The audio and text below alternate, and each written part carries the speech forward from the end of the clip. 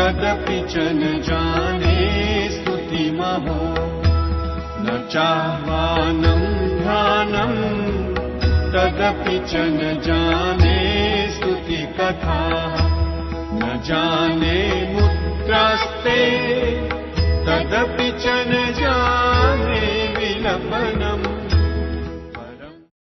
स्तुति हम करते हैं। वक्रतुंडम महाकाय सूर्यकोटि समप्रभा निर्विघ्नं कुरु मे देव सर्वकार्येषु सर्वदा सर्वमंगलमांगल्ये शिवे सर्वार्थसाधिके शरण्ये त्र्यंबके गौरी नारायणी नमोस्तुते।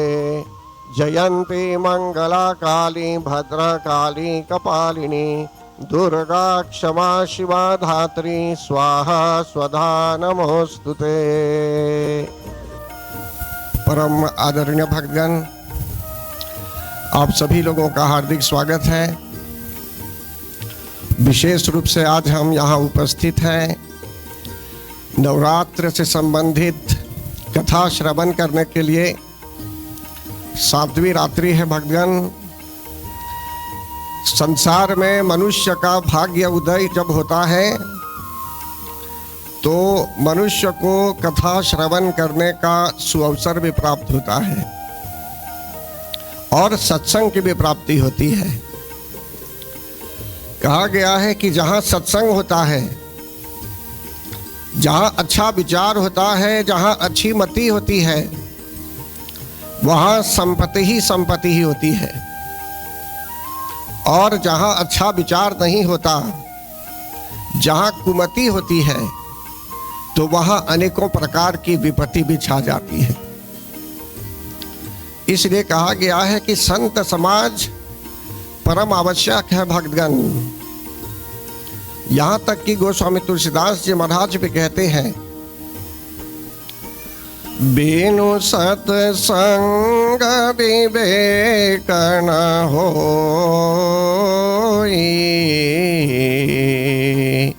राम कृपा बिनु सुलभ न सोई।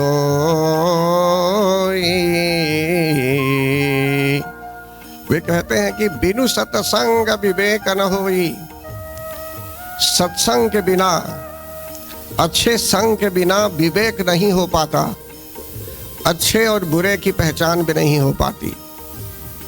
अभी जो हम यहाँ रात्रिकालीन समय में उपस्थित हैं कथा श्रवण करने के लिए, तो समझ लीजिए एक प्रकार से सत्संग ही हो रहा है अभी, और शिक्षाप्रद कथाएं सुनाई जा रही है कि जिससे भक्तों का कल्याण हो, प्राणियों का कल्याण हो और हम अज्ञानता से भी दूर रहें।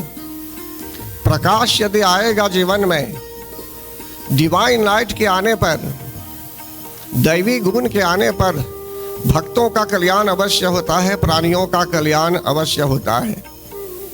और जो हम प्राणी हैं, हम में दैवी गुण अगर हैं भी, तो समझ लीजिए जगत जननी जगदम्बा माता की कृपा से ही। बिनु सत्संग विवेक न होई, मैं यह भी कह गया कि सत्संग के बिना अच्छे और बुरे का ज्ञान नहीं हो पाता। अच्छा क्या है हमारे लिए और बुरा क्या है हमारे लिए, हमें इसका भी ज्ञान नहीं हो पाता। और वो भी राम कृपा बिनु सुलभ न सोई। परमात्मा की कृपा के बिना भी हमें सुगमता पूर्वक सत्संग नहीं मिल पाता। तो राम कृपा कहाँ से प्राप्त करेंगे? ऐसे ही चलते चलते राम कृपा प्राप्त कर लेंगे क्या? परमात्मा को जब तक अपनी भक्ति से, अपने प्रेम से, सेवा भाव से जब तक उन्हें प्रसन्न नहीं करेंगे, तो उनकी कृपा भी नहीं प्राप्त करेंगे। वैसे सभी व्यक्ति पर परमात्मा की कृपा तो है, कारण कि हम में प्राण है, भगवान ने हमें शरीर दिया। तो कहने का तात्पर्य यहाँ यह है भक्तगण कि परमात्मा की सेवा जब हम निरंतर करते रहेंगे, श्रद्धा भक्ति प्रेम पूर्वक, उन पर अटल विश्वास रखते हुए, तो निसंदेह राम कृपा राम कृपा बिनु सुलभ न सोई। तो भगवान क्या करते हैं, सत्संग जब हम प्राप्त करते हैं तो धीरे धीरे धीरे धीरे उनकी सेवा करने लगते हैं। और जब सेवा करने लगते हैं भगवान की, तो हम डायरेक्ट वैसे भक्त नहीं बन सकते। कोई बोलता है कि वो भक्त हो गया, पहले सेवक बनना चाहिए। हमें सेवा करनी है पहले परमात्मा की। मानव की सेवा कीजिए, मानव सेवा माधव सेवा। जब तक हम संतों के साथ उठेंगे बैठेंगे नहीं तो ज्ञान भी प्राप्त नहीं कर पाएंगे। लेकिन परमात्मा की सेवा हम करते रहेंगे समकाल में, और भगवान प्रसन्न जब हो जाते हैं तो निसंदेह हमें सत्संग की प्राप्ति होती है। और इसमें यह भी कहा गया है कि सत्संग में जहां जो है सो कि हम जो हमारे लिए सत्संग जो होता है वो एक मोबाइल टीम है, समझ लीजिए। सुगम है सत्संग और जंगम भी है। जंगम का अर्थ है कि चलता फिरता समाज है, ये चलता फिरता समाज, तीर्थराज है ये चलता फिरता। भारत में जो तीर्थराज है वो वहीं रहता है। अन्य देशों से लोग जाते हैं दर्शन करने, अर्चन करने, पूजा करने वहां। लेकिन कहते हैं कि जो संत समाज होता है वो चलता फिरता समाज होता है, चलता फिरता तीर्थराज हो जाता है। ये जंगम है। ये वहां तो अगर आप जाएंगे तो देखेंगे गंगा की धारा बहती है, यमुना की धारा भी है, और सरस्वती नदी की गुप्त धारा भी बहती है। लेकिन यदि हम इस सत्संग को, संत समाज को यदि हम मान लेते हैं चलता फिरता तीर्थराज, चलता फिरता प्रयागराज, तो यहां हम कहां से भक्ति लाएंगे, कहां से जो है सो कि हम गंगा लाएंगे, यहां कहां से यमुना लाएंगे, कहां से सरस्वती नदी लाएंगे। तब इसमें गोस्वामी तुलसीदास जी महाराज कहते हैं संतों के विषय में, कहते हैं राम भगति जहाँ सुर सरी धारा,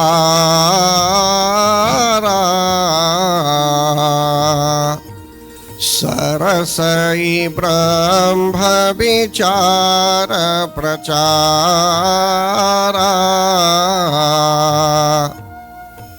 कि इस तीर्थराज में राम भक्ति जहाँ सुर सरी धारा, जो भगवान की भक्ति की जाती है, जो सेवक हैं और सेवकों में जो राम कृपा प्राप्त है, परमात्मा की सेवा करते करते प्रतिदिन पत्रम पुष्पम फलम तोयम आदि हरिनाम स्मरण करते हुए 9 प्रकार की जो भक्ति है, नवधा भक्ति, हरिनाम स्मरण भी करेंगे, प्रभु के नाम का अथवा उनके नामों का याद भी करेंगे प्रसन्नता पूर्वक, तो वो भी एक भक्ति है।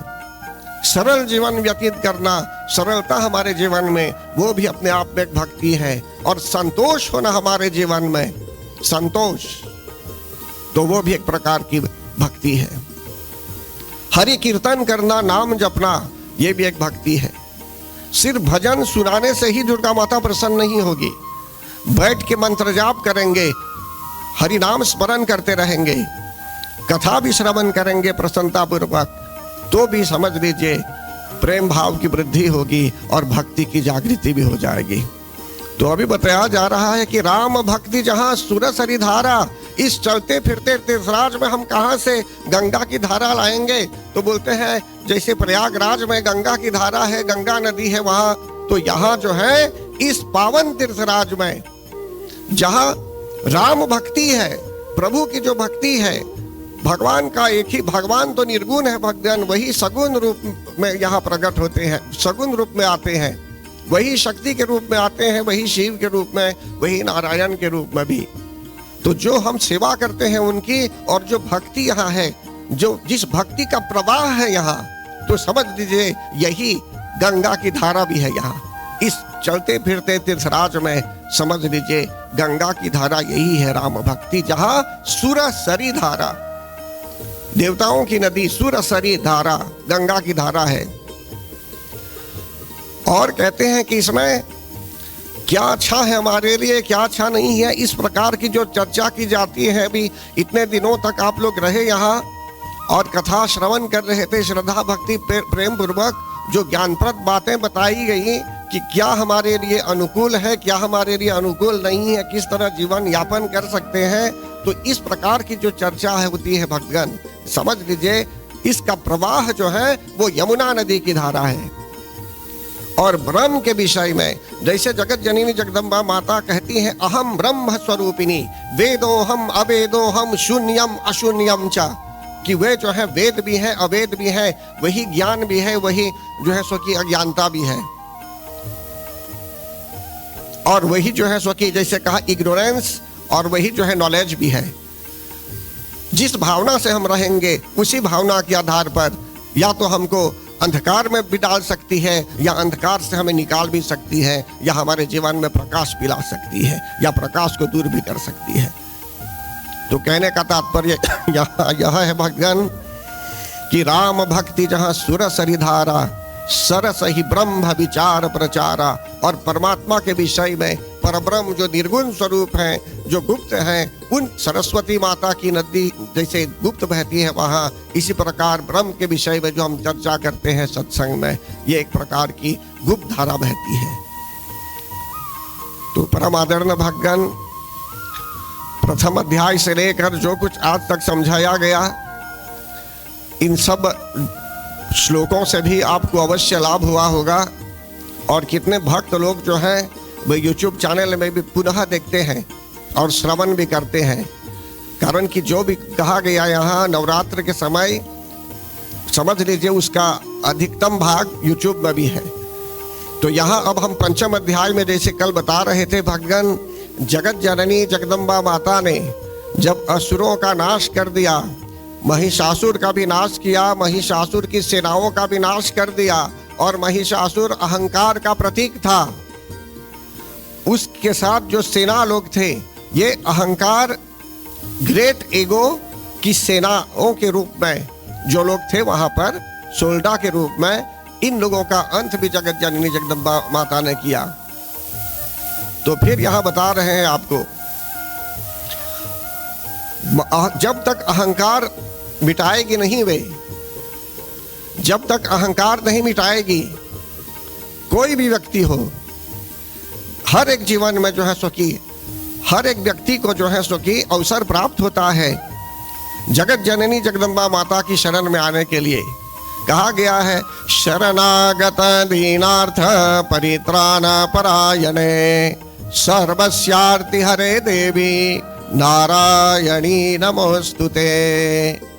उनकी शरण में जब हम आए हुए हैं, जब जगत जननी जगदम्बा माता की शरण में हम आए हुए हैं, तो तन मन आत्मा से भी, तन मन और आत्मा से भी लीन हो जाना चाहिए, तन मन धन से भी लीन हो जाना चाहिए उनके चरणों में अथवा उनकी शरण में। तन यदि यहाँ है और मन यदि अन्यत्र चला गया तो पूरी जो है सो कि पूर्ण रूप से हम ध्यान केंद्रित नहीं कर पाएंगे। इसलिए भक्तों से मैं निवेदन करता हूँ, ये भाग्य उदय हुआ है अभी, तो कथा श्रवण करने का जो है सो कि अवसर आप लोगों को लाइव हो रहा है अभी। इसलिए मैं बोलूँगा कि जैसे शरणागत दीनार्थ जो उनकी शरण में चला जाता है, चाहे वो दीन है, चाहे वो दुखी हो जाए, जैसे भी है, अगर वो प्रेम भाव है, वो लगन लग गया, आप पुकार रहे हैं उनको, तो समझ लीजिए आपकी पुकार को वो अवश्य सुन लेगी और उनकी कृपा दृष्टि भी पड़ने लगेगी हम पर, तत्काल पड़ेगी कृपा दृष्टि और आगे चलकर भविष्य में भी पड़ती रहेगी। ये मैं नहीं कहता हूँ, जगत जननी जगदम्बा माता स्वयं बताती है। और ऐसे ऋषि लोग जो प्रार्थना कर रहे थे महिषासुर आदि राक्षसों के मरने के बाद, उनके देहांत होने के बाद, तो ऐसी स्थिति में उन्होंने प्रार्थना की थी। तो यहाँ मैं बताना चाहूँगा अभी कि जगत जननी जगदम्बा माता ने तो ऋषियों को वरदान दिया, देवताओं को वरदान दिया, देवताओं को वरदान दिया। जगत जननी जगदम्बा माता उनकी प्रार्थना से बहुत प्रसन्न जब हो गई तो देवताओं को कहा कि आप लोग वर मांगिए, क्या वरदान मांगना चाहते हैं, मैं वरदान देने वाली हूँ। तो ऐसी स्थिति में देवताओं ने कहा कि हे मातेश्वरी, आपने तो अनेकों राक्षसों का अंत किया, लेकिन आप प्रसन्न हैं और वरदान देना ही चाहती है, तो यह वरदान दीजिए कि जब जब हम आपको पुकारेंगे संकट आदि काल में भी, तो आप हमारी पुकार सुनेगी, हमारी रक्षा करेगी। ये देवताओं ने ऐसा उनके लिए मांगा प्रथम लाइन में। लेकिन इसी लाइन के दूसरे भाग में उन्होंने कहा कि जो भी मनुष्य कहाँ पर रहता है? यहीं रहता है धरती पर, पृथ्वी लोक पर। यहाँ इस लोक में जो है सो कि मनुष्य पाए जाते हैं। तो कहने का तात्पर्य यहाँ यह है, नृणाम, मनुष्यों के लिए भी उन्होंने वरदान मांग लिया। कौन सा वरदान?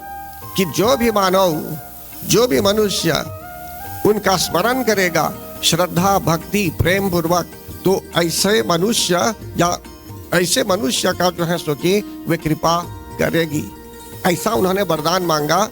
देवताओं ने हमारे लिए भी वरदान मांग लिया कि हमारे यहाँ अनेकों तरह से कृपा करके जो है सो कि धन जो भी चाहिए मनुष्य को जीवन में, वृत्ति धन आदि जो भी चाहिए, हर तरह से जो है सो कि वे रक्षा करेगी और प्रदान करेगी भी। तो जगत जननी जगदम्बा माता ने तथास्तु कहा। भक्तगण, इस तरह अगर आप विचार करेंगे तो हम सबको वरदान प्राप्त है। अभी उन्होंने वरदान दे दिया है हमें, लेकिन इस बात को यदि नहीं समझेंगे तो पूजा को हम एक खेल समझेंगे। ये कोई खेल नहीं है। पूजा में आनंद है। जगत जननी जगदम्बा माता आनंद स्वरूपा है, ये परमानंदम है। जब श्रद्धा प्रेम पूर्वक आएंगे, सुनेंगे, बैठेंगे, तो समझ लीजिए धीरे धीरे आनंद की प्राप्ति होने लगेगी। आनंदम, प्रेम भाव जागृत हो जाएगा और उनके साथ हमारा संबंध और दृढ़ भी हो जाएगा। तो इसलिए भगवान, यहाँ जो मैं बता रहा हूँ, आप फॉरेन भी जा सकते हैं, प्रयागराज में भी जाएंगे, पूजा अर्चन सब करेंगे, लेकिन जब इतनी सुविधा है यहाँ कि आपको यहीं पर गंगा की धारा भी मिल रही है, भक्ति भी है, और जो है सो कि सरस्वती नदी की धारा भी बह रही है, तो ऐसी स्थिति में हमको ऐसे अवसर से लाभ उठाना चाहिए। बोलिए प्रेम से जगत जननी जगदम्बा माता की जय। 5वें अध्याय में शुंभ और निशुंभ नामक राक्षसों का वर्णन है। भगवान, शुंभ नामक राक्षस अत्याचारी हो गया था और शुंभ नामक राक्षस उस निशुंभ नामक राक्षस के साथ मिलकर जो है सो कि देवताओं को पराजित भी कर दिया, देवताओं को हरा भी दिया युद्ध में, और देवता लोग भटकने लगे धरती पर। तब जो है सो कि देवताओं को सभी देवता लोग फिर मिलते हैं। पृथ्वी देवी गौ का रूप धारण करती है और फिर जाती है ये अन्य देवताओं के यहाँ। सब लोग मिलकर जो है सो कि पुनः प्रार्थना करते हैं, लेकिन उनको पता चला, यह बात याद आई उन्हें कि एक बार जगत जननी जगदम्बा माता ने उन्हें वरदान दिया था कि जब भी पुकारेंगे उन्हें संकट आदि काल में, तो परमात्मा भगवती माता पुकार सुनेगी और कृपा करेगी। तो देखिए भक्तगण, यह बात एकदम सत्य है। हम पाप कर सकते हैं, पर मनुष्य जानने में, जान या अनजान में सब बोलते हैं, जैसे मनुष्य कभी पाप कर्म कर बैठता है, लेकिन प्रत्येक कर्म की प्रक्रिया होती है, प्रतिक्रिया होती है, एक्शन रिएक्शन, एक्शन रिएक्शन। तो हम क्या है कि कर्म बंधन के चक्र में फंसने लगते हैं, दलदल में फंसने लगते हैं, दलदल में, समझ रहे ना। मुझे अभी भी याद है, दलदल जानते हैं किसे बोलते हैं? वो तो फंसते जाएंगे उसमें। एक चीज को बोलते हैं लामा, जानते हैं लामा क्या है? उसमें आप फिसल जाएंगे। वो एक प्रकार से कीचड़ ही है, लेकिन फिसल जाएंगे। मुझे अभी भी याद है, बहुत छोटा जब मैं था, तो जब बड़े भाई के यहाँ जाता था छुट्टियां मनाने, तो एक बार वहाँ एक ज़ादे के यहाँ एक किंडरगार्टन है, उसके आसपास में एक कनाल जैसा था, वहाँ अभी भी है शायद, पानी बहता था उसमें। तो हम लोग और अन्य जो बहनें थी वहाँ पर, हम लोग खेल रहे थे। तो एक गेंद चला गया उसमें, तो मैं चला गया गेंद को लाने के लिए। जब चला गया तो पैर एक जगह स्थिर नहीं हो पा रहा था, मतलब कि वहीं फिसल रहा था बार बार। तो फिर एक व्यक्ति जो जा रहा था वहीं हाथ पकड़ के खींच के निकाल दिया। तो कहने का भाव है भगवान बोलते हैं दलदल, मनुष्य कभी दलदल में पड़ जाता है, और हम परमात्मा की शरण में यदि आएंगे तो परमात्मा हाथ पकड़ के आपको निकाल देंगे। हमें कुछ चिंता की बात करनी नहीं है, कुछ चिंतित बिल्कुल नहीं होना चाहिए। भगवान की कृपा जब प्राप्त करेंगे भगवान, तो मन आपका प्रसन्न रहता है, पूजा में कथा वार्ता में मन प्रसन्न रहता है, और एक जगह स्थिर भी बैठेंगे कथा सुनने के लिए। अब कथा श्रवण नहीं करना चाहेंगे तो बाद में जब भाग्य उदय होगा तब शायद 1 वर्ष के बाद, 2 वर्षों के बाद, या हो सकता है 10 वर्षों के बाद तब जाकर कथा मिलेगी, नहीं तो कथा नहीं मिलेगी। तो इसलिए कथा जब तक नहीं मिलेगी भगवान, तो मन भी पवित्र नहीं हो पाएगा। मन रूपी दर्पण पर जैसे ऐनक को हम साफ करते हैं, ऐनक को, तो वो साफ हो जाता है, समझते ना। अनेकों सॉल्यूशंस लगा सकते हैं ऐनक में साफ करने के लिए, क्लीन हो जाता है। लेकिन हमारा जो मन है, मन रूपी दर्पण, मन रूपी दर्पण पर यदि, दर्पण बोलते हैं ऐनक को, तो मन रूपी दर्पण पर यदि मैल है, धूल जमी हुई है, तो उसको कैसे साफ करेंगे? तो कहते हैं कि शक्ति जी जो है, भगवती जगत जननी जगदम्बा माता ऐसी कृपा करती है कि धीरे धीरे सब क्लीन कर देती है, मन एकदम साफ हो जाता है और आपका परसेप्शन दूर तक चला जाता है। अभी परसेप्शन पर जो मैं बोल रहा हूं, अभी ऐसा चरित्र भी आ सकता है इसमें। तो 5वें अध्याय में क्या होता है भक्तगण, जब देवता लोग स्तुति करने लगे जगत जननी जगदम्बा माता की, तो पार्वती माता के शरीर से एक तेज प्रकट हुआ और एक देवी का स्वरूप भी बना वहां। और देवताओं ने जब बातें की संकट विषय में, उनके संकट कालीन स्थिति के विषय में, शुभ और निशुभ आदि के विषय में, तो उस समय वैसे तो जगत जननी जगदम्बा माता को तो पहले से ज्ञात था, लेकिन फिर भी हमको कभी कुछ रिक्वेस्ट भी करना पड़ता है। तो ऐसी स्थिति में भगवान देवताओं ने निवेदन किया कि हे मातेश्वरी, आप कृपा कीजिए, हम फिर संकट में पड़े हुए हैं और हम इससे निकलना चाहते हैं, हम बहुत दुखी हैं, दीन और दुखी हैं, इसीलिए आपकी शरण में हम आए हुए हैं। तो उन्होंने कहा, जो जगत जननी जो शक्ति प्रकट हुई थी वहाँ, उन्होंने कहा कि आप बिल्कुल मत घबराइए। देखिए यहाँ ऐसा कहा गया है, तयास्माकं वरो दग्धो यथाप्सत्सु स्मृताखिलाः भवतां नाशयिष्यामि तत्क्षणात् परमापदः। कि हमें स्मरण हो गया, आपने कहा था पहले कि जब भी हम संकट में रहेंगे और आपकी स्मृति करेंगे, आपकी स्तुति करेंगे, तो ऐसी स्थिति में जो है सो कि परम आपत्ति को आप दूर कर देगी। तो देखिए भक्तगण, ये जो देवताओं ने स्मरण किया था सिर्फ उनके लिए नहीं है। मैंने अभी कहा आपको कि हम सबको वरदान है, हम सब वरदान प्राप्त कर चुके हैं देवताओं की कृपा अनुसार। तो हम चाहे अपने घर में है, अपने पूजा रूम में है, चाहे मंदिर में भी है, कहीं कहीं आपको अपने से ही आप मंत्र जाप कर लेंगे, ठीक हो जाता है, समस्याओं का समाधान भी हो जाता है। और कहीं कहीं क्या होता है भक्तगण, कहीं कहीं क्या है कि कुछ विशेष गुरुजन के विचार अनुसार कितनी संख्या में कितने मंत्रों का जप भी किया जाना चाहिए, वो भी जब पता चल जाता है, तो आप भली भांति मंत्र जाप जब कर लेते हैं, तो समझ लीजिए कुछ ही दिनों में उसका समाधान अपने आप हो जाता है। तो इसलिए बोलते हैं स्पेशलाइज्ड मंत्राज, कुछ ऐसे मंत्र हैं, आपको सिद्धि भी हो जाएगी मंत्रों की, और आपका समाधान, आपकी समस्याओं का समाधान भी हो जाएगा, सॉल्यूशंस भी क्रॉप अप हो जाएंगे ऑटोमेटिकली दैवी कृपा से। और इसलिए यहाँ आगे कहते हैं, इति कृत्वा मतिम देवा हिमवंतम नगेश्वरम जगमुस्तत्र ततो देवीं विष्णु मायां प्रतुष्टुभुः। कि वहां देवी प्रकट हुए थे, तब देवता लोग कौन सी स्तुति करते हैं, हम भी ये स्तुति कर सकते हैं अपने अपने घर में भी, अपने अपने समाज में भी। वे बोलते हैं देवता लोग देवा ऊंचो। देखिए यहाँ ज्ञान है अभी कथा में, वो जो प्रवाह बह रहा है अभी, वो सरस्वती माता की कृपा अनुसार प्रवाह बह रहा है। अब ऐसे फ्लो में आकर, ऐसे सत्संग में आकर आप जब कट हो जाएंगे, चले जाएंगे, तो समझ लीजिए कुछ भी आप सोच सकते हैं, लेकिन फिर भी आपने उनका प्रसाद नहीं लिया जो ज्ञान रूपी प्रसाद में देना चाहती है हमें।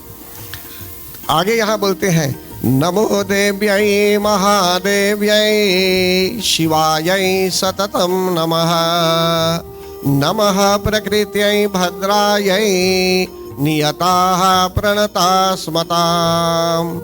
सभी देवता लोग कहते हैं कि देवी को, जगत जननी जगदम्बा माता को हम प्रणाम करते हैं। नमस्तस्यै मतलब नमो देव्यै। देखिए संस्कृत शब्द में नमस्ते जो है ये संस्कृत शब्द है। ये बोलते हैं ना नमस्तस्यै, कहीं कहीं बोलते हैं ना नमस्तस्यै नमस्तस्यै नमस्तस्यै नमो नमः। तो इस एक प्रकार से स्तवन है ये। और यहाँ कहते हैं हे देवी, आप जो शिवा के भी नाम से जानी जाती है, हम आपको प्रणाम करते हैं, हम आपको प्रणाम करते हैं। आप भद्रा के रूप में भी हैं, आप नेचर बौद्ध के रूप में है, प्रकृति के रूप में है आप। देखिए बौद्ध नेचर जो हम बोलते हैं, बौद्ध नेचर जो प्रकृति है, प्रकृति अगर प्रकृति डिसाइड करेगी किसी चीज के लिए तो हम लोग मनुष्य रोक नहीं पाएंगे, लेकिन प्रार्थना करेंगे तो शक्ति ही रोक पाएगी। मुझे अभी भी याद है कि बहुत पहले जब सदगुरु साईं बाबा जी का पार्थिव शरीर यहीं था, तो उन्होंने संकेत दिया था कि सुनामी आने वाली है, पानी का स्तर बढ़ने वाला है, मॉरिशस के लिए भी खतरा है। और उन्होंने यह भी कहा था कि पोली का कुछ भाग डूब भी सकता है। लेकिन उन्होंने उदाहरण भी दिया था, उन्होंने समाधान भी दिया, उस समय सॉल्यूशंस भी दिए थे। और सॉल्यूशंस के आधार पर एक उनका सॉल्यूशन था भगवती माता की शरण में आने के लिए, मौद प्रकृति की शरण में आने के लिए। तब एक टीम, उस समय एक टीम, मैं भी उस टीम में था, एक टीम मतलब कि हम लोगों ने मिलकर वहाँ महाकाली यज्ञ भी किया था। और हवन कुंड 6 फीट का, मतलब कि नीचे धरती के अंदर, जैसे उन्होंने आदेश दिया था, तो वहाँ के जो स्वामी हैं उनके साथ मिलकर समझ लीजिए यज्ञ संपन्न किया गया था। और 1-2 व्यक्ति रेन्यू आइलैंड भी गए हुए थे प्रार्थना करने। तो देखिए बहुत दिनों के बाद जब सुनामी आई भी, बाढ़ जब आया भी, तो उसका उतना प्रभाव नहीं पड़ा मॉरिशस में, कारण कि इन्होंने पहले से ही हमें बता दिया था कि जो है सो कि इस प्रकार की परिस्थिति आ भी सकती है। तो देखिए हम कुछ भी करेंगे, चाहे कितना बलवान भी हो जाएंगे, हम नींद से ज्यादा बलवान नहीं हो सकते हैं। जैसे नींद लग जाती है तो वहीं गिर जाएंगे। बड़े बड़े रसलर्स जो होते हैं, जैसे उस दिन मैं बता रहा था, बड़े बड़े रसलर्स वे तो मुझे पकड़ कर वहां फेंक सकते हैं, एक उंगली में फेंक देंगे, जितने बड़े बड़े होते हैं वे लोग। एक उदाहरण के लिए बोलता हूं भाई, कहने का भाव है कि चाहे वे कितने बलवान भी क्यों ना हो, लेकिन नींद के आगे वे बहुत निर्बल है, गिर जाएंगे। इसी प्रकार भक्तगण, इसी प्रकार यहां बताया जाता है आपको। बोलिए प्रेम से जगत जननी जगदम्बा माता की जय। हमारे मध्य में जो 1-2 प्रतिष्ठित लोग आए हुए हैं, इन सबको हार्दिक स्वागत। आप भाई इतू जी, और उधर जो है सो कि हमारे पुराने मित्र श्री अभी भी आए हुए हैं, उनका भी स्वागत है। और विशेष रूप से भक्तगण, बहुत प्रसन्नता की बात है कि आप लोग जो है सो कि कथा के प्रवाह में आप पहुँचे और आपको ज्ञान की प्राप्ति अवश्य होगी। तो परम आदरणीय भक्तगण, आगे यहाँ बढ़ते हैं कथा की ओर। यहाँ मौत प्रकृति के विषय में बताया जा रहा है कि हम जब उनसे प्रार्थना करेंगे, उन्होंने कह भी दिया है कि संकटकालीन स्थिति में भी प्रकृति के विषय में दैवी प्रकोप, दैवी मतलब कि सेलेशियल जो बियॉन्ड ह्यूमन कंट्रोल है, कैटास्ट्रोफ, डिजास्टर्स, समझते हैं ना। अगर ऐसा कुछ आ भी रहा है तो हम प्रार्थना यदि करेंगे तो समझ लीजिए रक्षा भी हो सकती है। और मॉरिशस जहाँ पर स्थित है, हम लोग प्रार्थना अगर करते रहेंगे, धार्मिक लोग बहुत हैं यहाँ, सभी लोग अपने अपने भाव अनुसार पूजा प्रार्थना अर्चना करते रहते हैं, तो मिलजुल कर सभी लोग जब प्रार्थना में मन लगाते रहेंगे तो समझ लीजिए जगत जननी जगदम्बा माता शीघ्र अतिशीघ्र प्रसन्न हो जाएगी। देखिए पूर्व काल में पृथ्वी देवी जब घबरा गई थी राक्षसों के अत्याचार के कारण, तो जब देवताओं को उन्होंने बताया तो सभी देवता लोग संगठित हो गए, संगठित मिल गए और प्रार्थना करने लगे कलेक्टिवली, सामूहिक रूप में। तो व्यक्तिगत रूप में भी हम प्रार्थना करते हैं, वो बहुत ठीक है, लेकिन कभी कभी सामूहिक रूप में जब करते हैं तो उससे और बल होता है। तो हमारे देश में भी और विदेशों में भी अनेकों प्रकार के, अभी ग्लोबल वार्मिंग के आधार पर अगर विचार करेंगे तो अनेकों प्रकार के संकट भी आ सकते हैं, लेकिन माता रानी अगर चाहेगी, इनकी कृपा होगी तो हम उस प्रकार की जो संकट है जिसका वर्णन अभी किया गया, हम उससे भी बच सकते हैं। तो उन्होंने कहा है कि शरीर के अंदर भी यदि किसी प्रकार की पीड़ा है तो इसका भी निवारण वे कर सकती है। शरीर के बाहर भौतिक प्रकोप यदि भी है तो भौतिक ताप को भी दूर करा सकती है वे। दुर्घटना आदि का योग भी यदि आ रहा है जीवन में तो ऐसी स्थिति में वे कृपा करती है कि जिससे हमें दुर्घटना भी ना हो, और दुर्घटना हो भी जाती है किसी कारणवश तो समझ लीजिए उसका थोड़ा ही प्रभाव पड़ता है। तो फिर इसके बाद आगे बताते हैं, यहाँ मैंने कहा दैवी ताप सेलेशाल, तो कौन रोक सकता है? हम जाकर बात कर सकते हैं ऐसे परमात्मा से कि आप सुनामी को मत आने दीजिए, या हरिकेन जा रहा है, हरिकेन, उसको रोका जा सकता है ऐसे? या क्या कर सकते हैं? एक बागिया बनाएंगे क्या? मतलब कि उससे तो हमें संकट भी हो सकता है, तो हमें भगवती माता की शरण में ही आना है, वे चाहेगी तो रोक भी सकती है। तो इसीलिए देवता लोग वहां गए प्रार्थना करने कि जो राक्षस अत्याचार कर रहा था, शुम्भ नामक राक्षस, उसके अत्याचार से सभी लोग दुखी थे, भक्तगण संकट में थे। आगे बोलते हैं रौद्रायै नमो नित्यायै गौर्यै धात्र्यै नमो नमः ज्योत्स्नायै चेन्द्ररूपिण्यै सुखायै सततम नमः। उन्होंने रौद्रा नामी देवी को प्रणाम किया, गौरी माता को प्रणाम किया, और जो है सो कि अनेकों प्रकार से सुख देने वाली जो देवी हैं सबको प्रणाम किया। कैसा प्रणाम किया? सतत प्रणाम किया, मतलब कि प्रेम पूर्वक प्रणाम किया। कल्याण्यै प्रणतामृध्यै सिद्ध्यै कुर्मो नमो नमः नैऋत्यै भूभृतां लक्ष्म्यै सर्वाण्यै ते नमो नमः। जो भी उनकी शरण में आता है तो उनकी शरण में आने वाले लोगों को जो शरणागत बोलते हैं, उनका कल्याण करने वाली है वे, और सिद्धि भी प्रदान करती है, लक्ष्मी भी प्रदान करती है, समझते हैं ना। और आगे कहते हैं हर एक दिशा में भी, देखिए भगवान यूनिवर्स में अगर आप देखेंगे, यूनिवर्स में जैसे हम मोबाइल फोन से जब बात करते हैं उसमें तार नहीं होता, तो कितने लोग मोबाइल फोन यूज करते हैं? बहुत लोग, सिर्फ मॉरिशस में ही नहीं अन्य देशों में भी, और वो भी इंटरनेशनल कॉल्स भी होते हैं, अभी व्हाट्सएप के माध्यम से भी।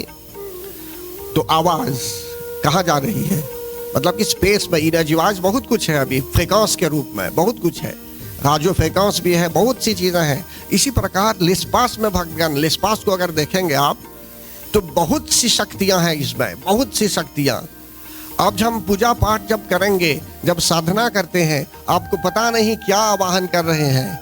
कहीं कहीं मनुष्य को अगर गलत शिक्षा मिल जाती है, कुछ ऐसा कुछ बुलाने लगता है वो, तो समझ लीजिए अनेकों प्रकार की जो शक्ति है, एक ऐसी शक्ति अगर आ जाती है तो उसको धारण भी नहीं कर पाएगा वो। इसलिए मनुष्य को दैवी भाव से सात्विक रूप में पूजा करने की आवश्यकता है, समझते हैं ना। बुलाने पर अगर साइक्लोन ही चला आता है तब क्या करेंगे? तूफान भी एक राक्षस की तरह है, समझते हैं ना।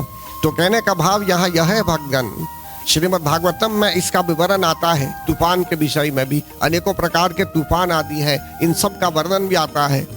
तो हमारे जीवन में भी यदि किसी प्रकार की कठिनाई है तूफान की भांति, तो जगत जननी जगदम्बा माता उसका समाधान हमें देती है। आप जिस दिशा में जा रहे हैं, जो भी आपकी लाइन ऑफ एक्टिविटी है, मतलब कि जो भी आपका कार्य क्षेत्र है, उस कार्य क्षेत्र में अगर आप श्रद्धा प्रेम पूर्वक रहना चाहेंगे तो समझ लीजिए लक्ष्मी माता का आशीर्वाद है कि आपको, दुर्गा माता का आशीर्वाद है कि आपको एक प्रकार से कार्य क्षेत्र भी है और उसमें आप मन लगा रहे हैं और सफलता भी होने लगती है। फिर आगे यहाँ क्या बोलते हैं, आपके कार्य क्षेत्र में वही डिसिप्लिन लाने वाली है।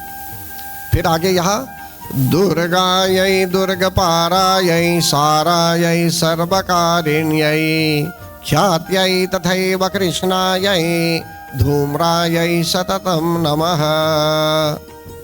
उनको दुर्गा भी कहते हैं भगवान, शक्ति को हम दुर्गपारा भी कहते हैं। भवसागर से पार कराने वाली है वे, मोक्ष प्रदायिनी भी है वे, शक्ति स्वरूपिणी ही भी है। राइट, जो भी हमें चाहिए जीवन में हमको सुख भी देगी, शांति भी देगी हमें, और अंततो गत्वा गाइड करेगी हमें, मार्गदर्शन देगी कि जिससे हम न भटकें और हम अपने जीवन में सफल भी हो जाएं। जैसे हम लोग बोलते हैं ना, जीवन में सफल हो जाएं, या तो भगवान के अनेकों नामों का स्मरण करते हुए जगत जननी जगदम्बा माता हमको सही दिशा में भेज देती है कि जिससे पॉलिश हो जाएंगे हम। पॉलिश, भक्तों में भी अनेकों प्रकार के स्तर होते हैं। एक तो परम भक्त, मतलब कि उनमें बिल्कुल कठिनाई नहीं हो, बिल्कुल जो है सो कि निर्मल एकदम पावन विचार वाला भक्त। तब धीरे धीरे मनुष्य प्रगति करता रहता है, भक्ति पथ पर आगे बढ़ता रहता है, तो एकदम निर्मल भक्त हो जाता है। तो कहने का भाव यहाँ यह है, धीरे धीरे उनकी कृपा अनुसार मनुष्य को संसार में रहते हुए भी, सुख प्राप्त करते हुए भी मनुष्य प्रसन्न रहता है और अंत में सफल भी हो जाता है। मोक्ष पद भी उसको प्राप्त हो जाएगा मरण उपरांत। फिर आगे यहाँ प्रार्थना जो कहते हैं, बोलते हैं या देवी सर्वभूतेषु विष्णु मायेति शब्दिता नमस्तस्यै नमस्तस्यै नमस्तस्यै नमो नमः। कि हे मातेश्वरी, जो देवी प्राणियों में, सब प्राणियों में, सब, यहाँ सब प्राणियों के विषय में कहा गया है, सर्वभूतेषु, चाहे वे कुत्ता हो, चाहे वो बिल्ली हो, चाहे बांदर हो, कुछ भी हो, हर एक प्राणी में वे विष्णु माया के रूप में है। समझते हैं ना? तो बोलते हैं विष्णु माया मायेति शब्दिता नमस्तस्यै नमस्तस्यै नमस्तस्यै नमो नमः। ये एक प्रकार की प्रार्थना भी है। फिर बोलते हैं या देवी सर्वभूतेषु चेतनेत्याभिधीयते नमस्तस्यै नमस्तस्यै नमस्तस्यै नमो नमः। कि यही जो माता जी हैं, ये जो शक्ति है, जो पराशक्ति है भगवान, प्रत्येक प्राणी में कॉन्शियसनेस के रूप में भी है, कॉन्शियसनेस के रूप में। समझते हैं ना? फिर आगे बोलते हैं या देवी, इनको तो प्रणाम करते हैं वैसे, नमस्तस्यै नमस्तस्यै नमस्तस्यै नमो नमः। तो हम अपने घर में भी प्रार्थना जब करेंगे, समाज में भी, तो हम बोल सकते हैं नमस्तस्यै नमस्तस्यै नमस्तस्यै नमो नमः। देखिए, अब बोल सकते हैं आप कि मन से हम भगवान को पुकार चुके हैं, ठीक है, वो भी ठीक है, लेकिन ये जो श्लोक है, ये जो प्रार्थना है, इसकी फोटोकॉपी भी रख सकते हैं, ट्रांसलिटरेशन में भी आता है, ये इसका अनुवाद भी है। तो क्या है कि ये कोड है, ये कोडिंग है, ये मतलब कि जो आप मांगना चाहते हैं अपने मन से, इसमें एकदम क्लियर लिख दिया गया है ये। तो एक प्रकार से स्तुति भी हो जाती है, प्रार्थना भी हो जाती है। और बोलते हैं नमस्तस्यै नमस्तस्यै नमस्तस्यै नमो नमः। अब बोलते हैं या देवी, सब लोग बोलेंगे या देवी सर्वभूतेषु बुद्धि रूपेण। कि हे देवी, आप जो सब प्राणियों में बुद्धि के रूप में है, देखिए प्रथम अध्याय में बताया गया था कि जो पशु होते हैं उनमें भी बुद्धि होती है। उनके बच्चों को, जैसे पक्षी है, उसके बच्चों को चोंच में किस तरह से अन्न डालता है वो पक्षी, कारण कि उसको पता है कि उसको खिलाना चाहिए। देखते हैं ना, चाहे क्रोकोडाइल क्यों ना हो, क्रोकोडाइल ऐसा प्राणी है, उसके जन्म के दिन ही, जिस दिन उसका जन्म हुआ उसी दिन उसको खाने के लिए जब देंगे तो एक जो अनेकों प्रकार के जो जीव होते हैं उसके आगे, जो प्राण शरीर होते हैं उसके आगे वो खा सकता है, मतलब कि उसी दिन से जिस जन्म हुआ। लेकिन पक्षी के लिए धीरे धीरे, कुत्तों के लिए भी धीरे धीरे, मतलब कि ये पानी पीना आरंभ करते हैं। बिल्ली भी ऐसे ही है, मनुष्य भी ऐसा ही है, हम में भी कुछ ऐसे गुण हैं, समझते हैं ना।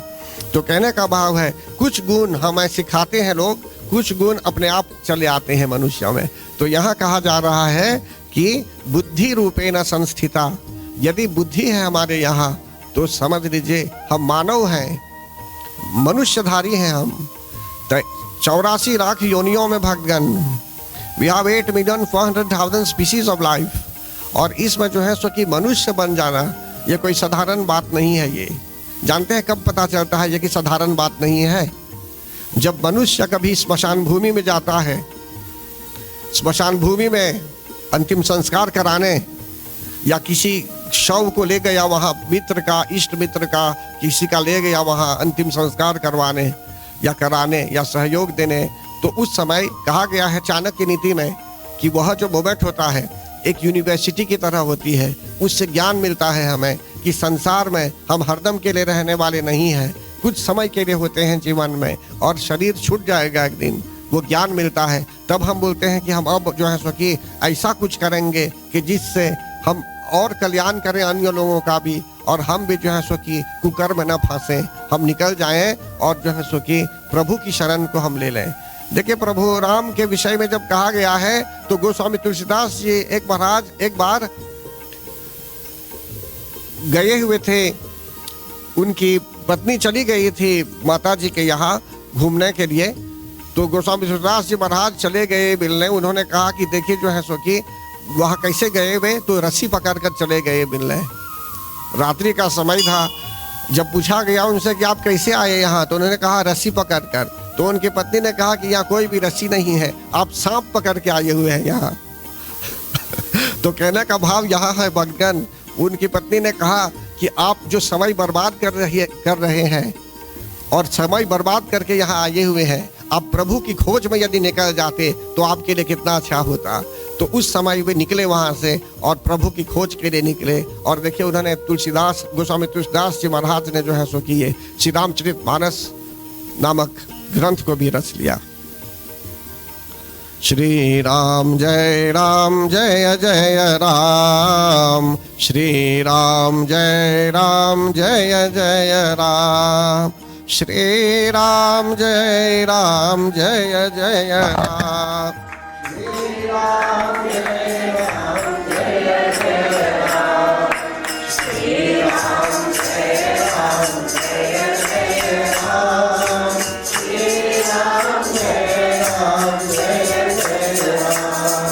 श्री राम जय जय राम,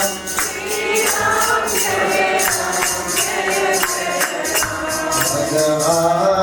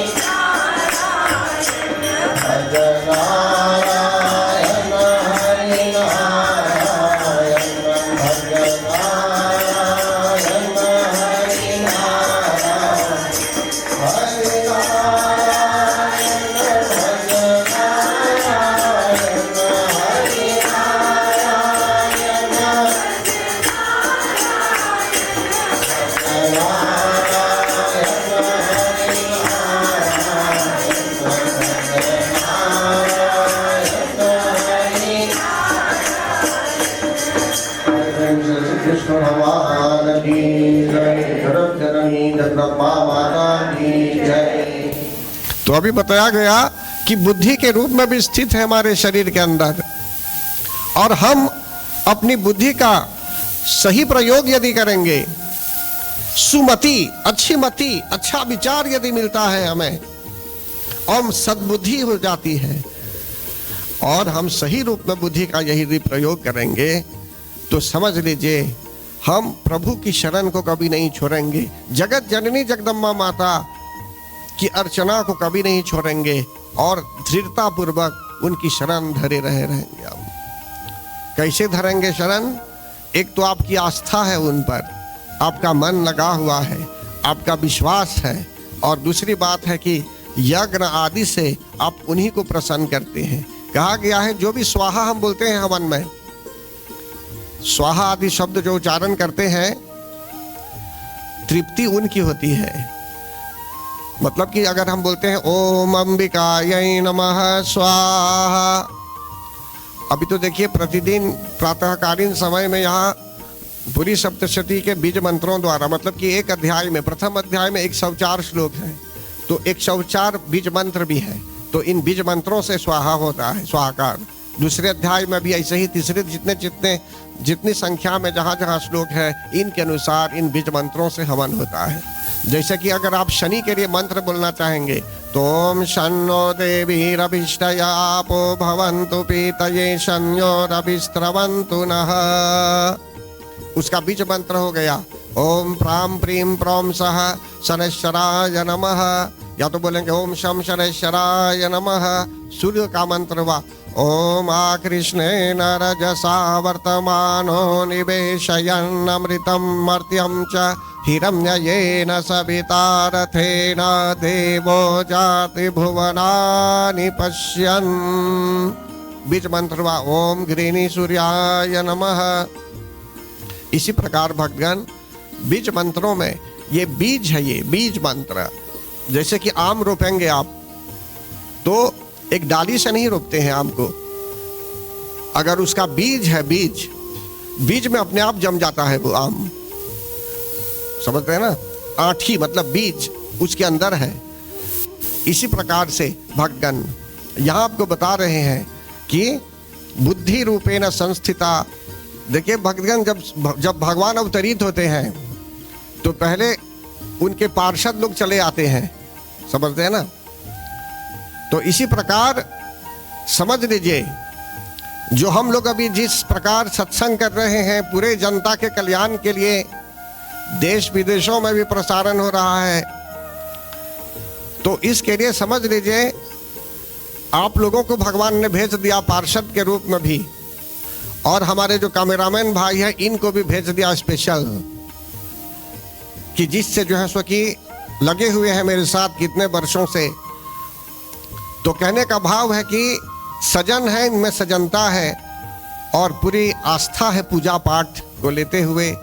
इसलिए आज हमारे बीच सत्संग के रूप में भी है, कथा भी सुन रहे हैं, और पूरा सहयोग दे रहे हैं ये प्रसारण के लिए भी।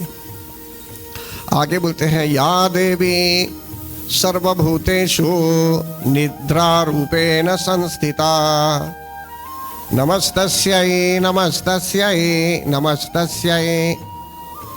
कि हे मातेश्वरी, देखिए देवता लोग जाकर वहाँ देवी की प्रार्थना करते हैं कि हे मातेश्वरी, आप ही सब प्राणियों में नींद के रूप में भी स्थित हैं, आपको हम प्रणाम करते हैं निद्रा रूप में भी, और आप ही जो है क्षुधा के रूप में भी है। या देवी सर्वभूतेषु क्षुद्धा रूपेण संस्थिता नमस्तस्यै नमस्तस्यै नमस्तस्यै नमो नमः। भूख प्यास के रूप में भी आप जो है, जो हमें कुछ भूख है, भूख प्यास, तो ये उन्हीं की कृपा से है, नहीं तो आपको वो फीलिंग ही नहीं होती, वो भावना ही नहीं होती कुछ खाने की, समझते ना? तो आगे बोलते हैं ये या देवी सर्वभूतेषु छाया रूपेण संस्थिता नमस्तस्यै नमस्तस्यै नमस्तस्यै नमो नमः। छाया मतलब लोपाज, तो छाया के रूप में भी हमारे साथ हैं, इनको हम प्रणाम करते हैं। शक्ति के रूप में भी है भगवान, या देवी सर्वभूतेषु शक्ति रूपेण संस्थिता नमस्तस्यै नमस्तस्यै नमस्तस्यै नमो नमः।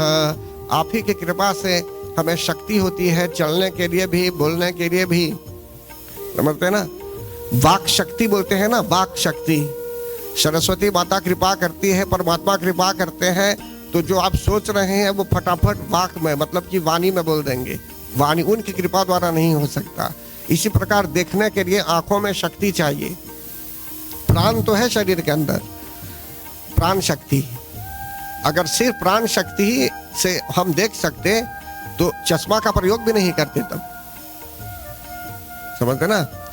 कहने का भाव है कि प्राण के होने के बावजूद भी हमें देखने की आवश्यकता होती है, तो नयनों में जो शक्ति भी चाहिए वो ही है, उन्हीं की कृपा से प्राप्त है। और यहाँ बोलते हैं हम कि शक्ति रूपे न, वही शक्ति सिर्फ शरीर के अंदर नहीं, पूरे देश में जो शक्ति चाहिए, इस पृथ्वी के लिए जो शक्ति चाहिए, घूमने के लिए भी, अपनी धुरी पर जो पृथ्वी घूमती रहती है उसके लिए भी जो है सो की शक्ति चाहिए।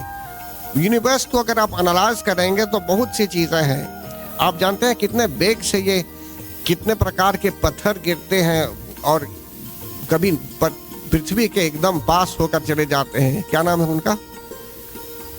हाँ, एस्टेरॉयड। मतलब कि ये सब जो है सो कि बहुत बड़े बड़े भी होते हैं। तो मतलब कि शक्ति चाहिए हमें, और पूरे संसार को भी शक्ति चाहिए। गतिशील होने के लिए भी हर तरह से हमें शक्ति चाहिए। बैठने के लिए शक्ति, कथा सुनने के लिए शक्ति, सोने के लिए भी शक्ति चाहिए। यहाँ तक कि भोजन करते हैं तो भोजन को पचाने के लिए भी डाइजेशन चाहिए, शक्ति चाहिए। फिर आगे क्या बोलते हैं? या देवी सर्वभूतेषु लज्जा रूपेण संस्थिता। इससे पहले है जाति रूपेण, फिर लज्जा रूपेण संस्थिता। देखिए, हम सब में लज्जा चाहिए। लज्जा अपने आप में एक दैवी गुण है। लज्जा अपने आप में एक दैवी गुण है। तो इसलिए अगर जो कहीं लज्जा भी है तो समझ लीजिए ये एक दैवी गुण है। सब प्राणियों में लज्जा के रूप में वही वास करती है, और शांति के रूप में वही वास करती है। या देवी सर्वभूतेषु शांति रूपेण संस्थिता नमस्तस्यै नमस्तस्यै नमस्तस्यै नमो नमः। कि हे देवी, आप शांति के रूप में, हार्मोनी के रूप में, ट्रैंक्विलिटी के रूप में, हार्मोनी के रूप में आप जो स्थित हैं, आपको हम प्रणाम करते हैं। फिर आगे, या देवी सर्वभूतेषु श्रद्धा रूपेण संस्थिता नमस्तस्यै नमस्तस्यै नमस्तस्यै नमो नमः। और वही श्रद्धा के रूप में है भगवान। श्रद्धा मतलब सेल्फ डिसिप्लिन के रूप में वही है, कांति के रूप में भी वही है। इसीलिए बोलते हैं कि या देवी सर्वभूतेषु कांति रूपेण संस्थिता नमस्तस्यै नमस्तस्यै नमस्तस्यै नमो नमः। कांति क्या है? मतलब कि एक प्रकार का जो ग्लो होता है, जो भगवान के भक्त भी होते हैं या कोई भी व्यक्ति, यहाँ तक कि जो किसी भी माध्यम से वो प्रार्थना करता है, अगर वो एक ग्लो हो जाता है। वो ये जरूरी नहीं है कि शरीर गोरा होना चाहिए, या शरीर चाहे रंग, चाहे कॉम्प्लेक्शन, चाहे काला भी क्यों ना हो, लेकिन वो ग्लो होता है उसमें। समझते हैं ना? मैं नाम नहीं लेना चाहता हूँ, लेकिन ऐसे कितने अंतर्राष्ट्रीय स्तर पर कितने लोग हुए हैं, रंग एकदम डार्क। भगवान श्री कृष्ण भी बहुत श्याम थे, वे काले रंग के थे, लेकिन उनमें ग्लो था। वो ग्लो, एक ग्लो, स्पेशल ग्लो। तो इसको कांति बोलते हैं।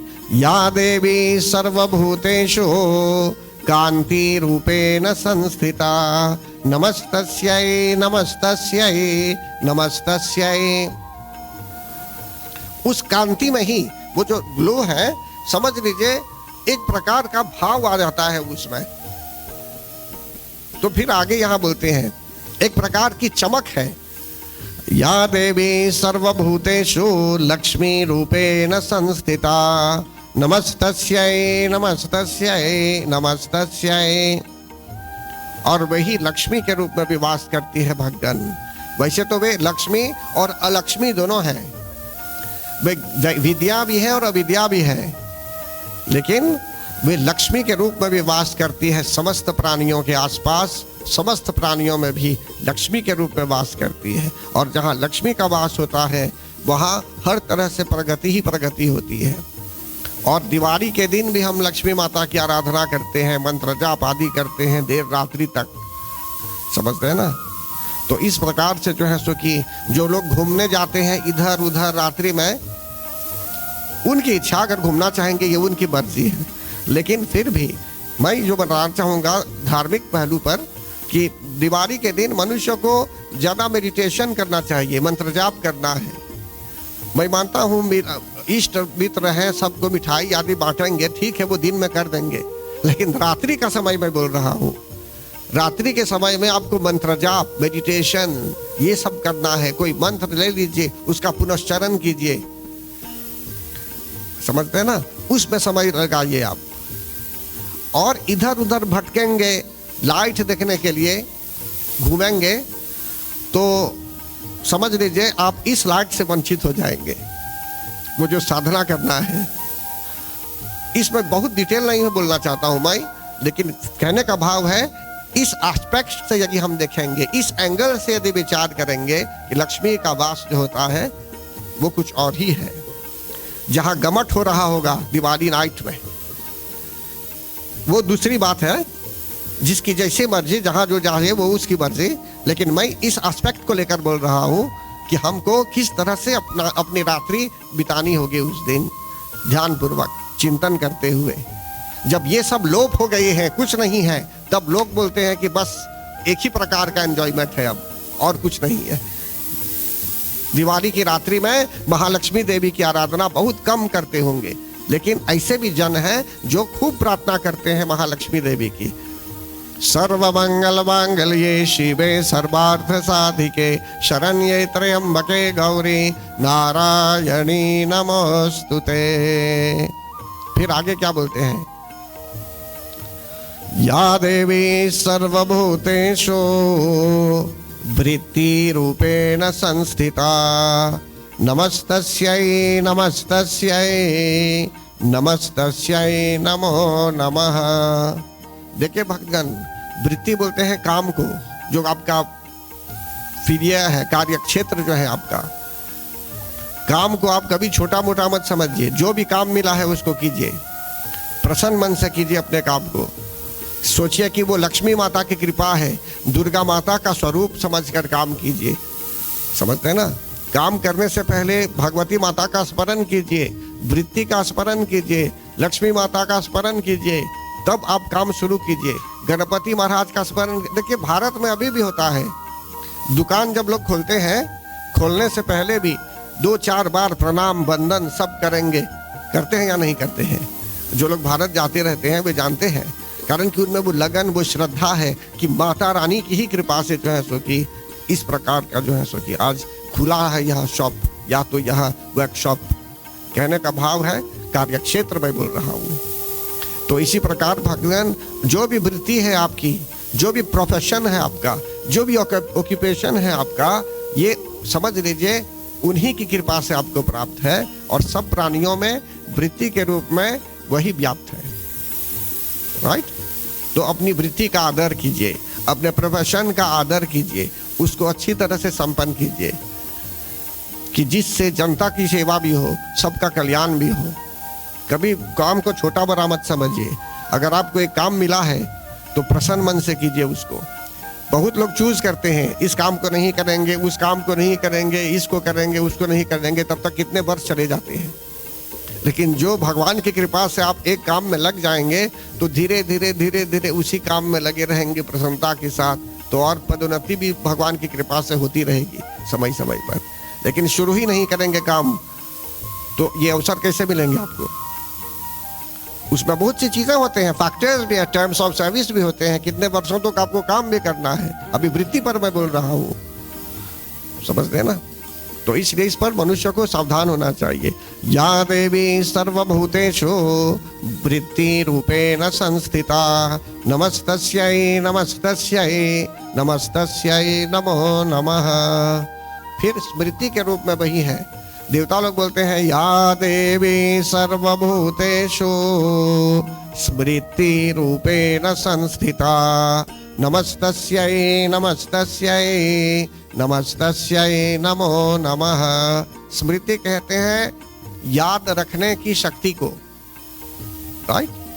स्मृति, किसी का नाम स्मृति भी हो सकता है, स्मृति, स्मृति ईरानी, स्मृति, स्मृति ना, तो स्मृति याद रखने की शक्ति, ओके। एक सुंदर नाम है स्मृति, तो रिमेम्बरेंस को बोलते हैं ये, रिमेम्बरेंस, तो वही रिमेम्बरेंस के रूप में है। देखिए धर्म ग्रंथों में कहा गया है कि मरण काल में यदि हम भगवान का नाम याद कर लेंगे और उच्चारण भी कर लेंगे या स्मरण कर लेंगे, रिमेम्बर कर लेंगे, तो जो कुछ भी हमने किया होगा जीवन में, इस जन्म में या इस जन्म से पहले भी जो कुकर्म किए हुए होंगे, या आज से पहले भी जो हमने किया होगा जानबूझकर या अनजान में भी, जो अभी तक जू है, तो सिर्फ हरि नाम स्मरण कर लेने पर भगवान सब माफ कर देते हैं और हमको परमधाम मिल जाता है, बैक टू गॉड हेड चले जाते हैं। तो कब हम ऐसा नाम लेंगे? तो इसके लिए अभी से ही रखना चाहिए, राम राम राम, कृष्णा कृष्णा कृष्णा, एक सेकंड भी जाने मत दीजिए। मन जो है आपका चलता रहना चाहिए, हमारा चलता रहना चाहिए। श्री राम जय राम जय जय राम, श्री राम जय राम जय जय राम, श्री राम जय राम जय जय राम, श्री राम जय राम जय जय राम, श्री राम जय राम जय जय राम, श्री राम जय राम जय जय राम, श्री राम जय राम जय जय राम, श्री राम जय राम जय जय राम, श्री राम जय राम जय जय राम, श्री राम जय राम। देखिए भक्तगण, आपको समझ लीजिए यहां से एयरपोर्ट की ओर जाना है। आप चाहे जाएंगे मोटर में, चाहे बस में जाएंगे, चाहे लॉरी में जाएंगे, चाहे साइकिल में जाएंगे, चाहे पैदल जाएंगे, जैसे आपकी इच्छा, या किसी मित्र के साइकिल के साथ साइकिल में बैठ के जाएंगे, साइकिल पर जाएंगे या किसी भी जाएंगे आप, लेकिन आपको तो जाना है वहां। हमको तो हरि नाम स्मरण करना है। आप जगदम्बे का नाम लीजिए, हरे कृष्ण महामंत्र जपिए, ओम नमो भगवते वासुदेवाय बोलिए, चाहे नारायणाय नमः बोलिए, लेकिन कुछ ना कुछ तो ऐसे ही समय को जाने नहीं देना चाहिए, कुछ ना कुछ तो होना चाहिए अंदर, समझते ना। चाहे यहां से वहां आप गए इस मीडियम में, फिर वहां से बदल कर दूसरे मीडियम में जा रहे हैं, लेकिन वो तो चलते ही रहना चाहिए। जैसे ओम नमो भगवते वासुदेवाय, ओम नमो भगवते वासुदेवाय, शिव शिव शिव ओम नमः शिवाय, शिव शिव शिव ओम नमः शिवाय, ओम नमो भगवते वासुदेवाय, ओम नमो भगवते वासुदेवाय, शिव शिव शिव ओम नमः शिवाय, शिव शिव शिव ओम नमः। तो क्या है कि स्मृति रहेगी, याद रखनी, जब उच्चारण करते रहेंगे ना तो याद करेंगे आप। अब आप एक दिन में 5 घंटों तक आपने बिल्कुल नाम नहीं लिया, तो बीच में पॉसिबिलिटी होती है, संभावना होती है कि भूल भी जाएंगे भगवान के नाम को। लेकिन जब रटते हैं, रट रहे हैं, मन ही मन में चल रहा है वो नाम, तो याद करेंगे, भूलेंगे नहीं, तो स्मृति रहती है। तो इसलिए स्मृति जरूरी है। और जो व्यक्ति जीवन भर शक्ति की अवहेलना करता है, बोलता है शक्ति कुछ नहीं है, ये ऐसा जो बोलता होगा, तो आपकी दृष्टि में क्या मरण काल में शक्ति स्मृति के रूप में रहेगी उसके मगज में? याद करने की शक्ति होगी उस व्यक्ति को, समझते ना। तो इसलिए समझने की बात है, हमें सावधान हो जाना चाहिए। फिर आगे कहते हैं, यहाँ देवता लोग क्या प्रार्थना करते हैं फिर, या देवी सर्वभूतेषु दया रूपेण संस्थिता, नमस्तस्यै नमस्तस्यै नमस्तस्यै नमो नमः। कि हे देवी, जो देवी सब प्राणियों में दया के रूप में है, उनको हम प्रणाम करते हैं। तो दया क्या है भक्तगण? दया किसे कहते हैं? दया किसे कहते हैं? कंपैशन, कंपैशन को दया भाव। अगर हम में भाव, दया भाव नहीं होगा तो हम निर्दय हो जाएंगे, पिटीलेस हो जाएंगे, मर्सीलेस हो जाएंगे। इसलिए कहा गया है दया भी जरूरी है। अगर ये दया हमारे अंदर है तो उन्हीं की कृपा समझिए, यही दया देती है हमें। या देवी सर्वभूतेषु दया रूपेण संस्थिता नमस्तस्यै नमस्तस्यै नमस्तस्यै नमो नमः। या देवी सर्वभूतेषु तुष्टि रूपेण नमस्तस्यै, मतलब कि सेटिस्फैक्शन, तुष्टि। आपको प्यास लगी है और कुछ पी रहे हैं, या आप भूखे हैं कुछ ग्रहण कर रहे हैं, भोजन का सेवन कर रहे हैं, आपको तुष्टि है। या तो आप किसी कार्य क्षेत्र में जो है सो कि सफल हुए, आप प्रसन्न हैं, आपको तुष्टि हो रही है, तो समझ लीजिए यही तुष्टि, सेटिस्फैक्शन। जैसे आप काम कर रहे हैं कहीं, but you don't have the job satisfaction, so what you would like to do?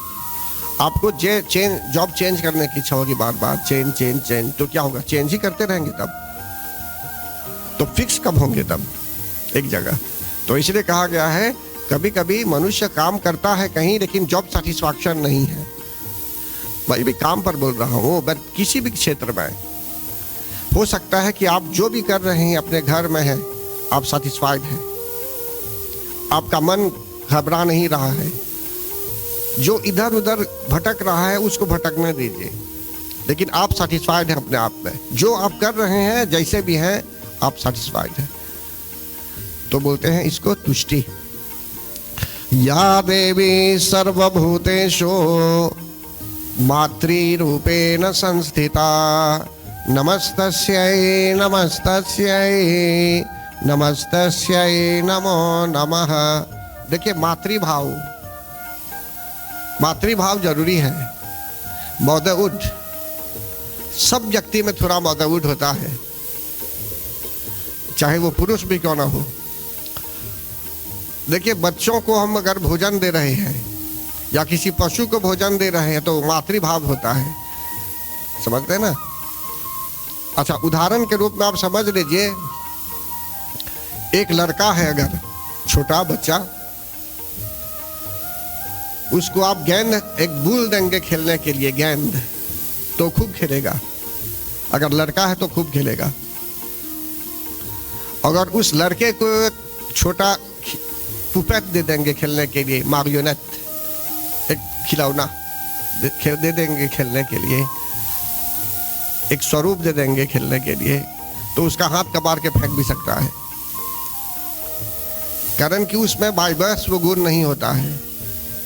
लेकिन माता बहनों में बाय बर्थ ये गुण होता है। उसको अगर एक पुपेट दे देंगे आप, तो पैं लेकर बाल झाड़ने लगेगी वह बेटी, दत्वन करने लगेगी उस पुपेट के लिए, समझते हैं ना? क्यों? उसमें मातृभाव है, मातृभाव। तो पुरुषों में भी मातृभाव होता है, लेकिन माता बहनों में मातृभाव ज्यादा ही है, समझते हैं ना? तो इस प्रकार मैंने उदाहरण दिया अभी। तो ये मातृभाव परम आवश्यक है भगवान। महिलाओं में, बच्चों में, फीमेल्स में जो है सो कि ये नेचुरल इंस्टिंक्ट है, ये नेचुरली उनमें ये भाव आ जाता है, मदरहुड।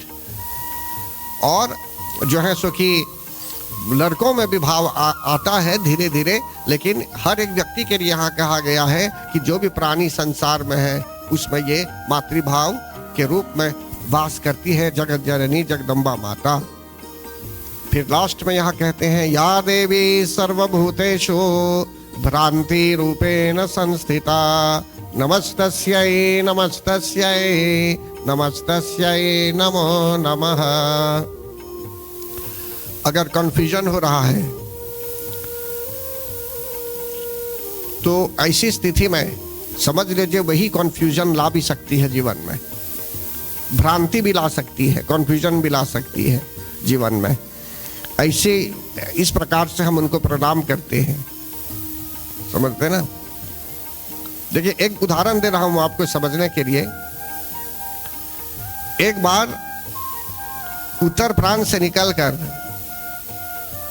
तेऊज के आसपास से निकलकर मुझे फेनिक्स आना था, यहाँ ऑफिस, किसी ऑफिस में आना था, और लोग प्रतीक्षा कर रहे थे मुझे, मेरी कुछ विशेष प्रयोजन के लिए हमें आना था, और सब लोग मिलने वाले थे वहां पर, एक मीटिंग भी होने वाली थी। लेकिन तेऊज ही में रास्ता इतना बंद हो गया कि जितने बजे मुझे निकल आना था वहां से यहाँ आने के लिए, एकदम ब्लॉक्ड। तब तक रास्ते पर क्या होता है, अब मोटर तो जा ही नहीं रहा था। तब तक एक व्यक्ति ने कहा कि अगर एक लिफ्ट मिल सकता है उसको। मैंने कहा देखिए मोटर तो जा ही नहीं रहा है, लेकिन आप आना चाहते हैं तो बैठ लीजिए, कोई बात नहीं। थोड़ा आगे हम गए, कहीं भी रास्ता नहीं, हर शॉर्टकट जो मैं जानता हूं उधर, हर तरह जा पहुंचा, निकला, फिर उधर निकोले की ओर भी चला गया, होशबा के रास्ते से भी, तो समझ लीजिए ब्लॉक्ड एकदम। फोन भी चल नहीं रहा था मेरा, बैटरी वीक, चार्जर भी नहीं। लेकिन उस व्यक्ति से के फोन के माध्यम से समझ लीजिए कुछ बातें हुई जहां फोन करना था, लेकिन समझ लीजिए जो मैंने कहा कि हम आ सकते हैं इतने बजे तक, वो प्रोग्राम भी नहीं चला, फेल हो गया, कारण कि रास्ता बहुत ही बंद था, कहीं दुर्घटना हुई होगी रास्ते पर, ऐसा समझ रहा था उस समय।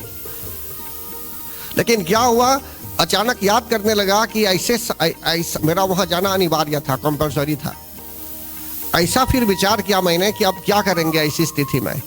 मैंने ओम ऐम ह्रीम क्लीम चामुंडाय विच्चे मंत्र का जप किया मन ही मन में।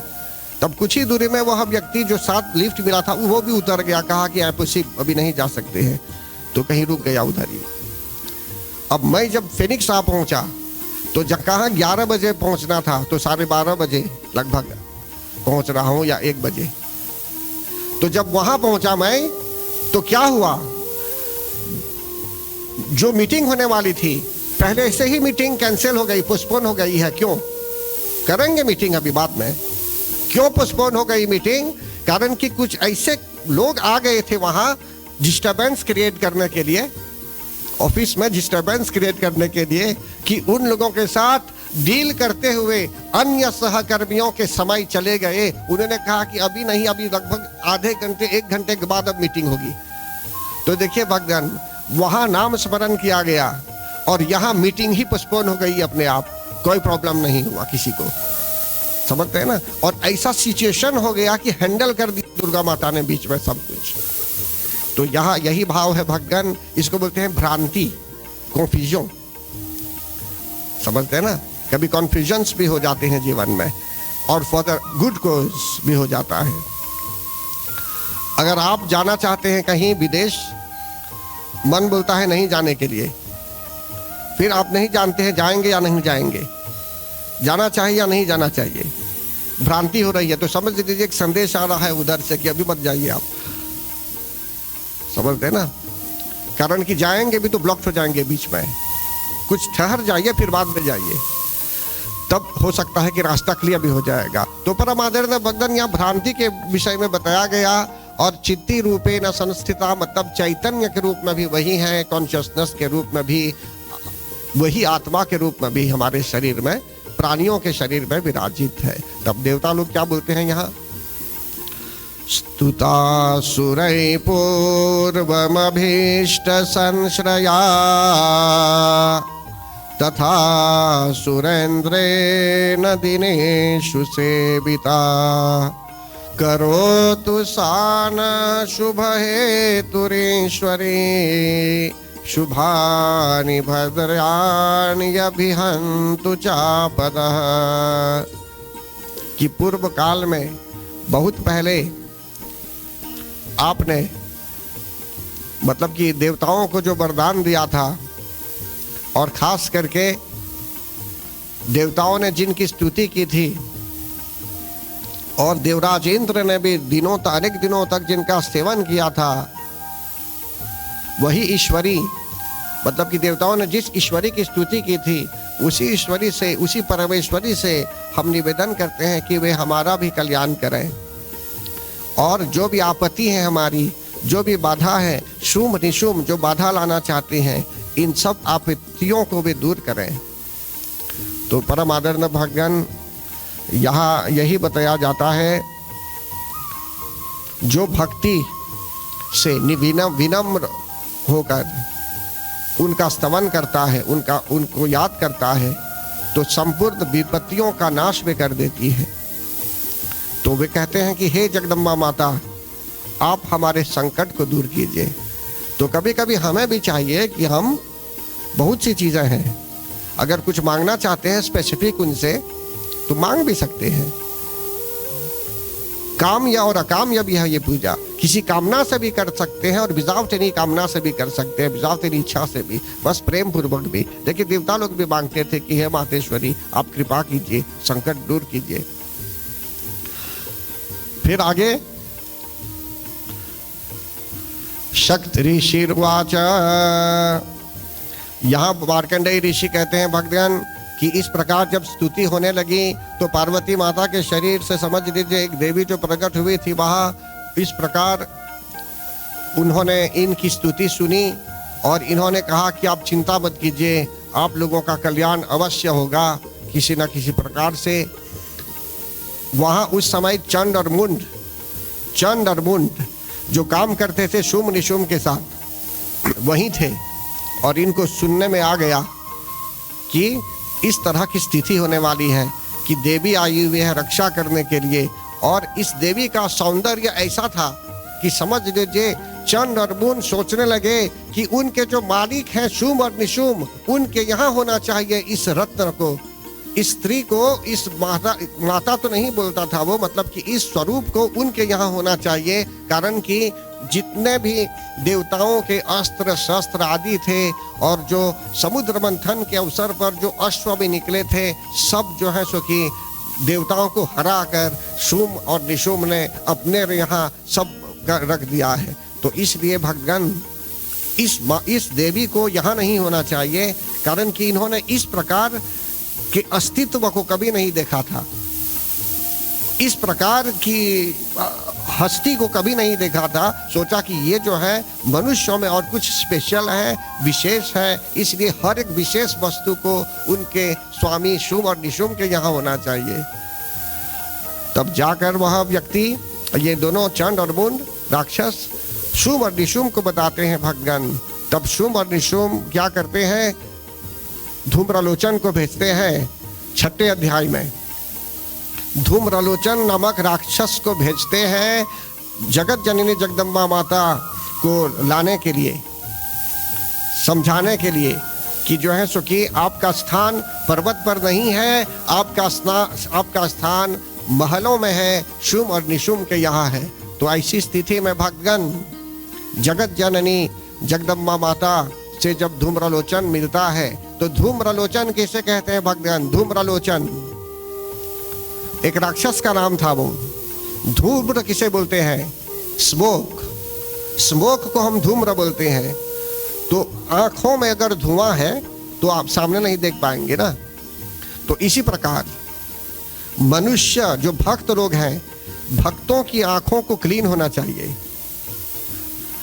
भक्तों की आंखों में यदि किसी प्रकार से धुआं है जिससे आपका परसेप्शन थोड़ा बिगड़ रहा है, तो जगत जननी जगदम्बा माता उस धुएं को हटा देती है।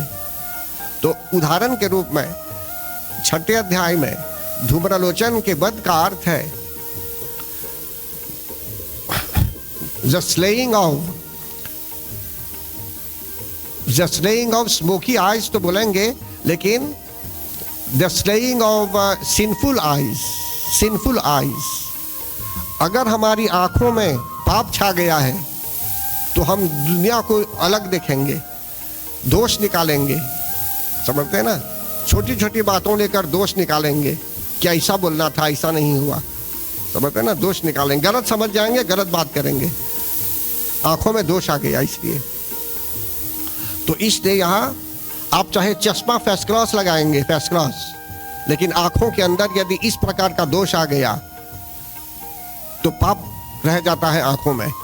इसलिए यहाँ बताया जाता है देवी ने क्या किया, भगवान जगत जननी जगदम्बा माता ने धूम्रलोचन नामक राक्षस का वध कर दिया 6ठे अध्याय में। तो प्रथम अध्याय से जब मैं बोल रहा हूँ, जब मनुष्य नवरात्र में पूजा करता है और वैसे ये मेधा ऋषि बता रहे हैं राजा सूरत को और समाधि जी को, ये दोनों उनसे मिलने गए थे उनके आश्रम में। तो मेधा ऋषि समझा रहे हैं इन दोनों को। देखिए वे बोल रहे हैं कि धूम्रलोचन का वध जैसे हुआ, इसी प्रकार हमारी दृष्टि में भी अगर किसी प्रकार से पाप है तो जगत जननी जगदम्बा माता की शरण में जब हम जाएंगे तो पापों को वे क्लीन कर देगी, हटा देगी। धूम्रलोचन को जैसे उन्होंने काट गिराया, इसी तरह हमारी आंखों को भी शुद्ध कर देगी, शुद्धता आएगी, तब और प्रगति करेंगे जीवन में। तो आज 7वीं रात्रि है भगवान। अभी बहुत सी बातें बताई गई, जो संदेश है, जो पूजा प्रार्थना है, और वैसे समय का भी पाबंद होता है, इसलिए समय अनुकूल भी समझाते हैं कि जिससे हम लोग समझें एक साथ। लेकिन फिर भी यहाँ बताया गया कि धूम्रलोचन नामक राक्षस का भी वध हो गया।